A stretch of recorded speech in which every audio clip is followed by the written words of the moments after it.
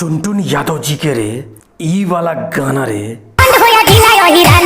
रेंग रहे हो टुनटुन यादव के खींचे लकीर पे और बात करते हो तो पवन सिंह ने किया उसी पर रेंग रहे हो। लगातार तीसरा गाना तूने चोरी किया है राइजिंग स्टार टुनटुन यादव का।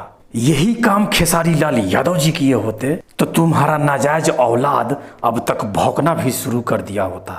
बात तो सही है। तू करे तो रासलीला और टुनटुन खेसारी करे तो कैरेक्टर झीला। काहे रे?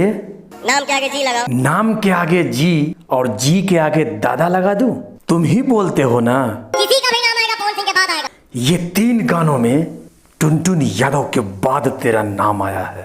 अंगूरी से बंगूरी चीख के जाइब ताकब ना उलटियों के प्रखंड हो या जिला खाली यहीरे से हिला। चोरी मैं नहीं करता। चोरी ये नहीं करते, चोरी इनसे हो जाती है। पौआ मार के जब फेंकते हो तो उस पे अमल भी करना सीखो। ये चोरी वाला धंधा छोड़ दो वरना रिलाई जारी रहेगा।